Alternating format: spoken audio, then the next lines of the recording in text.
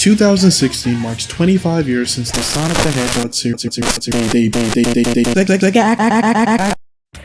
Hello, Sonic fans! It's been 25 years since my, best buddy first came into my life.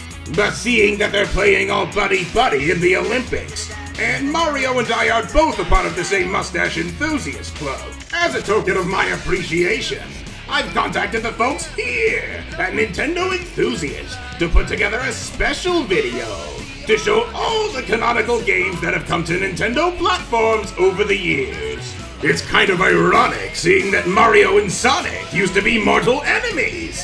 Heck, I think Mario hated the guy even more than I do. I think this is an appropriate project for a Nintendo channel. Alright, roll the clip. Oh, one last thing.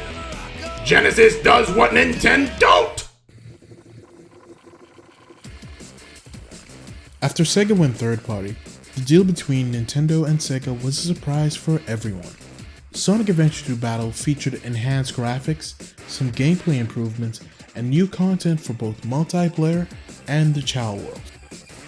After many years, Sonic made a big return to handhelds with the Sonic Advance series. The game presented a refreshing take on Sonic's 2D formula and featured multiple playable characters without ruining the gameplay. Looking at you, Sonic Adventure. Shared with the other games in the series, the Tiny Chao Garden was introduced, allowing players to raise Chao on the go. It even had connectivity with both adventure games on GameCube. Featuring bigger stages and a whole new character, Cream the Rabbit, the sequel managed to keep the formula fairly fresh and fun. It didn't advance too much past its predecessor, but hey, if it isn't broken, don't fix it. Released a few years after SA2B, this port featured enhanced graphics at 60 frames per second, the inclusion of the mission mode in Metal Sonic, and several minor features like being able to skip cutscenes and a free look camera. The Chao Garden system was replaced with the one used in Sonic Adventure 2 Battle, adding new features and compatibility with Game Boy Advance titles. The first ever Sonic game to go completely multi-platform, Sonic Team took a new approach to the Sonic formula, now allowing for 3 characters to be controlled simultaneously instead of having individual levels for each character. It also has the biggest playable roster of any main series Sonic game to date, featuring 12 characters in all. It was a surprise to see the Blue Hedgehog and friends duke it out in various arenas. Battle featured solid gameplay and an interesting story that got some gamers consistently coming back for more. Sonic is usually a hit or miss when trying new gameplay genres, but this one actually ended up being a relative hit. For the last entry in the series, the developers decided to go out with a bang.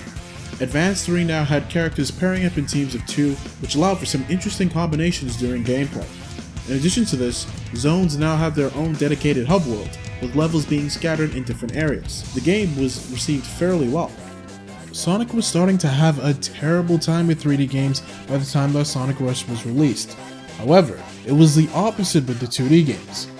Rush introduced a super high-speed gameplay into the 2D formula, where the game had players blasting all around the DS's 2 screens, plowing through enemy robots and experiencing the amazing level design along with a killer soundtrack. It also introduced a new character called Blaze the Cat, a princess from another dimension, being the equivalent of Knuckles in role and very similar to Sonic in speed. A game born from the rise in popularity in mature themed titles, this was Sonic Team's first and last attempt at trying to make the Sonic franchise dark. This was the only Sonic game in the series to feature a level progression system based on decisions, leading to 10 different endings. It also included the use of weapons and vehicles, a feature that was not well received by fans. After 2 attempts at trying to mimic the Mario Kart formula and the disaster of Sonic R, the Sonic Team decided to try a different approach. Hoverboards. Referred to as extreme gear in the game, Sonic and company race around exciting tracks while pulling off stunts akin to that of Tony Hawk's series. It also included 5 new characters and a story mode. Since the Wii was unable to run Sonic 06, Sonic Team was split in half in order to cater to the console's unique control scheme and specifications. This resulted in the first game of the Sonic Storybook series. Featuring on-rail style gameplay, Sonic was controlled by tilting the Wii remote left and right. The levels are played in a mission style. The sequel builds off the momentum of its predecessor, packing even more levels and minor 3D sections. The gameplay was the same, but had even more energy than the original. A new feature introduced in this game is the sailing mechanic, which was used to navigate to different islands, which was actually required to start new levels in the story.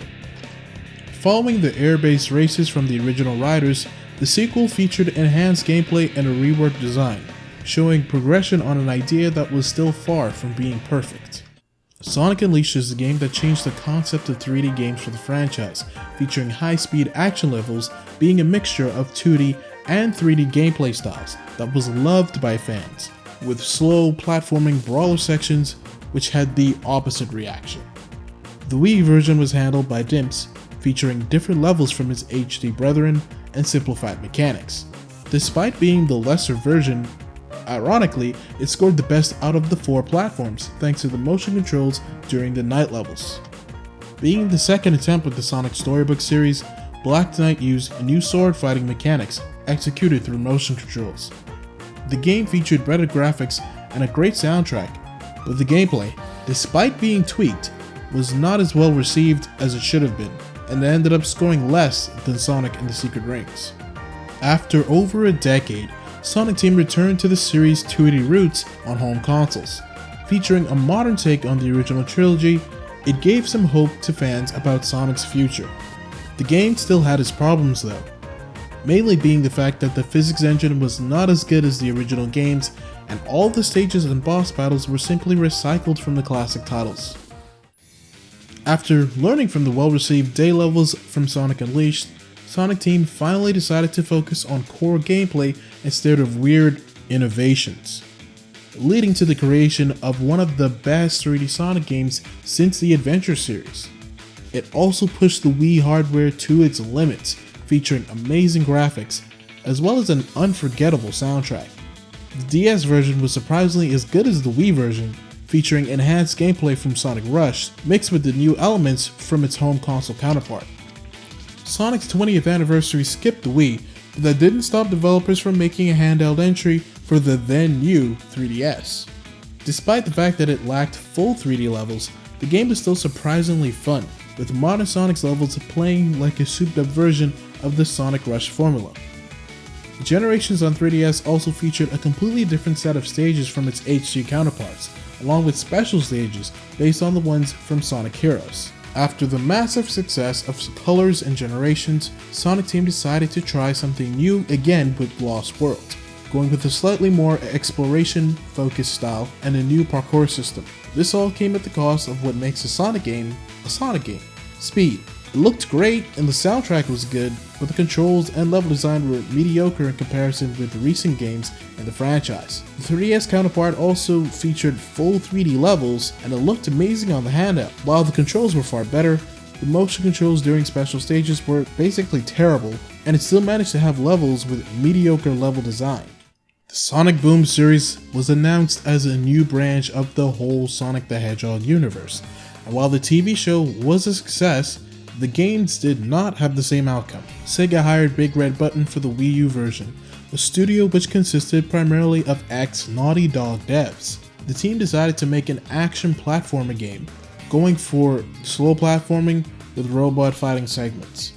After development hell, along with pressure from Sega to launch alongside the TV show, the end result was it being another Sonic 06. For the handheld title, Sega hired Sanzuru Games, who decided to go back to the side-scrolling formula, but made it highly focused on exploration, an element that is very rare in Sonic games. Although it was not nearly as broken as Rise of Lyric, Shattered Crystal was still criticized harshly due to the similar lack of speed like its home console counterpart. After 2 bad attempts, who would have thought that Sega would go ahead and try it for a 3rd time? Once again being developed by Sanzuru Games, after a year-long delay, Fire and Ice appears to be trying to take inspiration from older Sonic games by making the gameplay more focused on speed and less on exploration. The game is still a few months out, so here's hoping that this time things go better.